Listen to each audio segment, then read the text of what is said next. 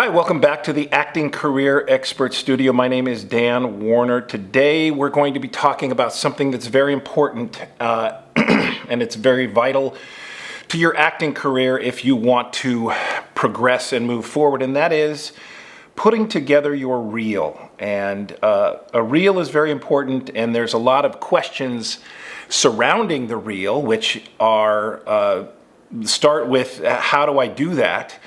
What if I don't have any experience? What if I don't have anything to put on my reel? Can I put a self-tape on my reel? And the list goes on. And we're going to cover all of that, including how to best put your reel together. So if you stay till the end, you'll get some really great information. Before we jump in, I have to brag about the actingcareerexpertstudio.com. It's coming, man, and it's going to be super fantastic. If you go there now, you can get on the wait list. It's going to be live very soon. I've mentioned this in a couple of other videos. It's got over 50 video workshops covering just about everything you can imagine. Live Zoom coaching templates, audition tracker, career tracker, PDFs. It's just critiques on headshots and self-tape advice and anything and everything you could possibly need to move your career forward, to move your ball forward in your career. So go to the actingcareerexpertstudio.com, get on the wait list, because it's going to be awesome. So let's talk about your reel. Let's talk about how to get a reel, what to do with your reel, everything about your reel. Let's start with the big complaint with new people, and that is I don't have any material for my reel. And what do you do if you don't have material for your reel? A lot of actors, and a while back, it used to be that you had to wait till you got a job. So you had to wait till you got a job, and then you'd book the job, and then you would shoot the job, and then you would wait for the job to come out on TV or in the theaters, and then you had to go figure out a way to get that footage because it's not readily available to the actors, which it should be.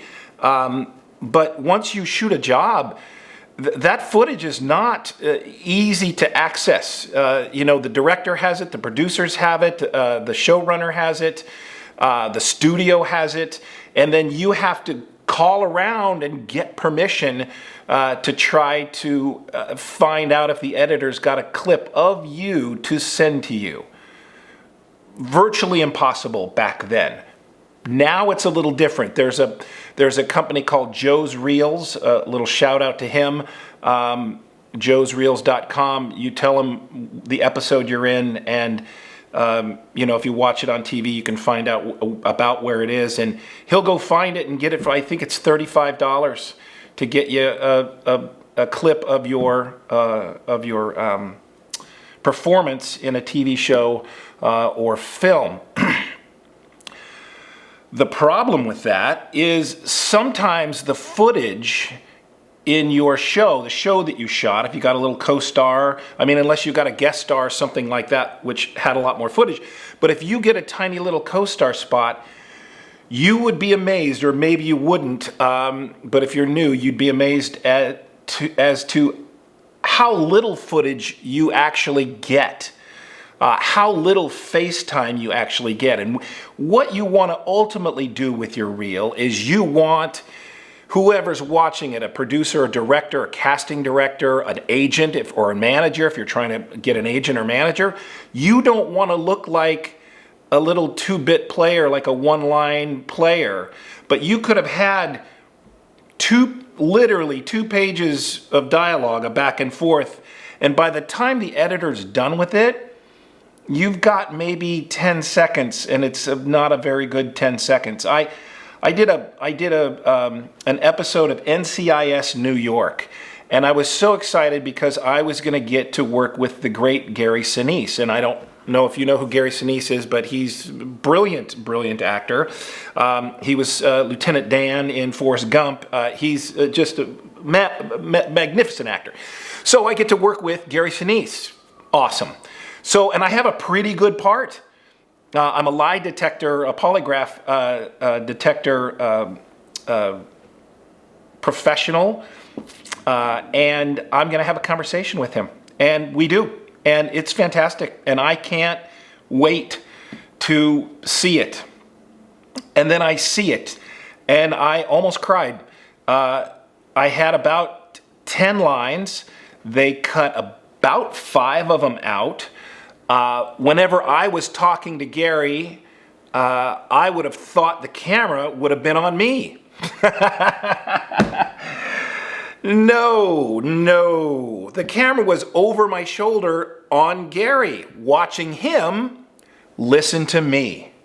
And then when he was talking, the camera was on him, watching him talk to me. It was wildly disappointing.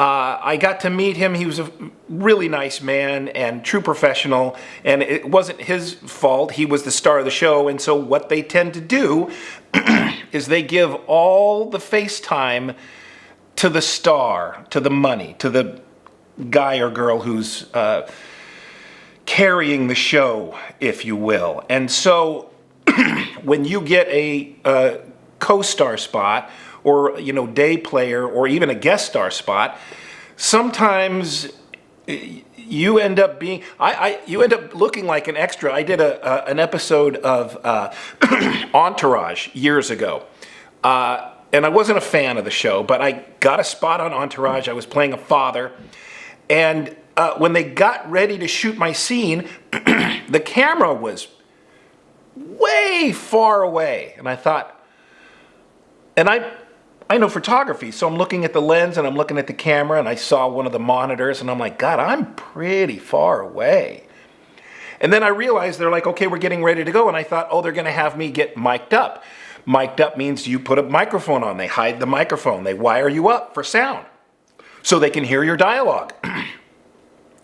They didn't mic me up. They didn't wire me. Couldn't hear me. I was way back there, and you couldn't hear me. And then I'm waiting, and they're like, okay, you stand here, do this, this, and this, and action. And then they had the scene going on, and I said my line, and I thought, well, they won't even be able to hear. And they're like, cut, do it again, did it again. I'm thinking, I didn't know what to do, didn't know what to say. This was years ago, so I didn't say anything. They finish, and they're like, okay, moving on. And I thought, well, maybe they're gonna redo it and do a close-up of me. Or no, that was it. The second AD came and said, okay, you're wrapped for the day, thanks so much. And I thought, holy crap, I just turned into an extra. I was a background actor on Entourage. Now, I got paid as a principal because I was on screen and that's what they cast me as. But my point is, if I waited for NCIS New York and Entourage to put my reel together, I would have a really crappy reel. I'm an extra here, and you see me for 7 seconds, 5 seconds on NCIS New York. I mean, it's disappointing. I have other stories. I won't go on and on about it. I did a show called Vegas years ago, and when they shot it, I was a detective, and I was going into a barn with the lead actor, and the barn was kind of shadowy, and there was a dead body in the barn. And I go in, we do the scene, and the camera's moving around, and they're catching all our action. And then the director says, which I was so excited, he says, okay, on this take, I want you to just stay on Dan. Stay on Dan the whole time. And I was like, oh, this is going to be good. So they stay on me the whole time. Cut to, the end of this story. Yeah, I started talking before I was even on screen. You see me walk into the barn. I'm in the shadows. And as soon as I kneel down by the body where the light is on me, they cut to the main guy and they listen to him the whole time. I got zero footage from Vegas. So the list goes on. I literally have 5 more stories just like that, but I'm not going to tell them because they're all the same. You think it's going to be great, and you're so excited, and then they cut. I was on NCIS, the original NCIS, got cut out the entire thing. So that happens all the time, and I won't beat that dead horse. But what that means is, and I know you're going, okay, get to it, and here it is. You have to create your own content. Okay, when I first started, I was working, I was in class with this guy, Franco, and Franco is an actor buddy of mine, very smart, and he says, hey, I want to shoot this thing. Well, this was years ago, and I was like, shoot a thing, okay. He goes, I'm having trouble, putting my reel together, and I want to shoot some footage of a scene from, I think it was a Ray Liotta movie. And I was like, okay. I said, how do we do it? He goes, well, I got a guy who's got a camera, and I got some sound. I got a sound guy, and I'm the maintenance guy at the Women's Club of Hollywood. So he had keys to the club, and he said, outside there's a giant bright light at night that lights up the parking lot. And he goes, I think it would be great light. We should shoot it, in my car. And I was like, oh, okay. I didn't know. But what ended up happening was we rolled down the passenger window. The camera was coming through the window right at me, and it was right on me. Microphone was in my lap. Light was coming down from the building, lit us perfectly, camera right on me. And then what we did, because it was supposed to be done in a place that was rainy and stormy and all that, we duct taped a hose to the roof of the car and turned it on just a trickle, and had obviously the window rolled up on the driver's side. So we had rain coming down on the window. It was, there was 3 guys shooting this. And I did a whole monologue from the movie. I can't even remember what it was, but I did Ray Liotta's part, but it was right here on me. For 20 seconds, I got to do my thing. It was the best thing I had on my reel for years. And I had it right up front so people could see me act. And then they saw me in little bits and pieces here and there. Now, my reel obviously has gotten much better over the years.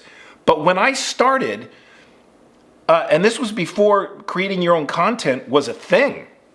But my buddy Franco was like, hey, we gotta create something, because if you're gonna wait for Hollywood, man, you're gonna be waiting for a really long time. You have to create your own content. If you want a good reel, create your own content. Now, it is becoming easier and easier to do these days because everybody's got a camera. Steven Spielberg just shot a music video for the first time using an iPhone. So Steven Spielberg shot a film. I just heard this 2 or 3 days ago. Shot a music video on an iPhone. I'm sure it was incredible. You've heard of people shooting films on iPhones. It shoots in 4K. Man, it's a good camera. If you've got great light and good sound, you've got to have good sound. You can create your own content.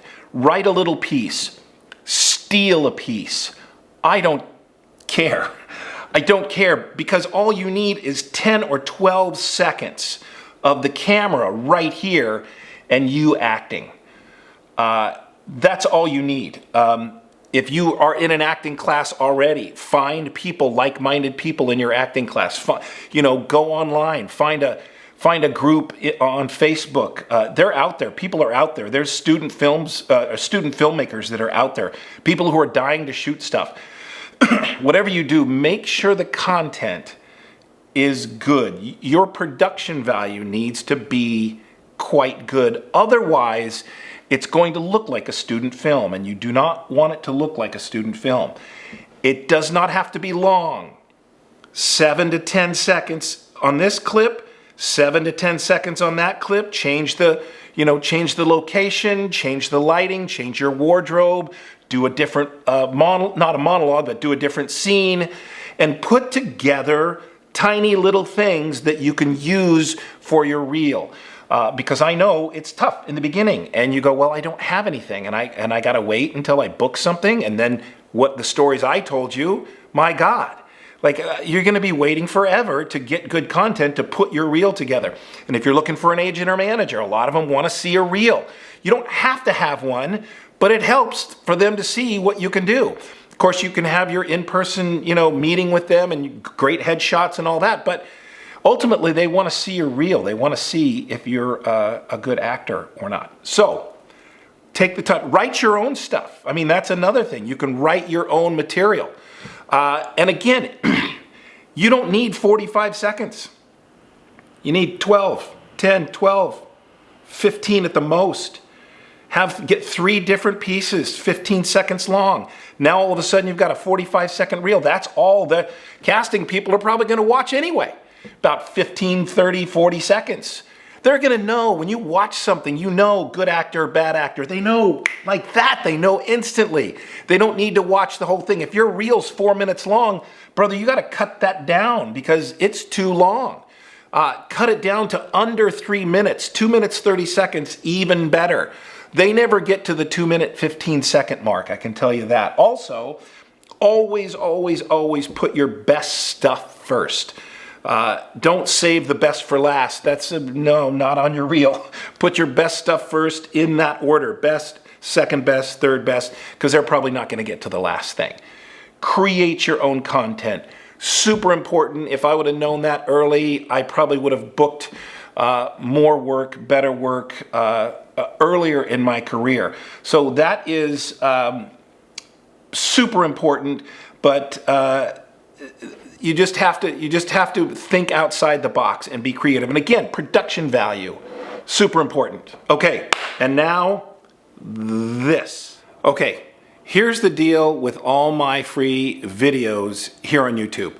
I've been a working actor for over 20 years, and I've been a coach for many, many years as well. And I put together these videos to flatten the learning curve and take some of the trial and error out of becoming an actor. Like if you're brand new and you don't know where to begin, or if you just started acting and you want to, say, brush up on some technique, you can just come here, learn from the techniques that I've used to get work as an actor. Now, these are techniques that I've used over the years. They're not opinion and they're not conjecture. They're things that have worked for me. And since the pandemic, acting coaches, gurus, and the like selling online masterclasses have sort of come out of the woodwork, and most have little experience. Not all, but most. They're usually actors who have a few credits. Some were never even actors. They were in some other form of the business or some other branch. So they just don't know what it's like to actually go through the entire process of booking a job as an actor. But what they do is they give you some generic fluff, acting buzzwords, and then they charge you money for it. That's not right. Okay? You don't want to spend hours practicing the wrong information. Otherwise, you'll just get better at doing it wrong. If you have general questions about becoming an actor and you want to know how to get started or you want to refine a technique, I want you to be able to come here and find out for free without paying anybody for it. That's very different from what I do on my paid site, the Acting Career Expert Studio site, with all the workshops and the live Zoom coaching and all the other stuff I have.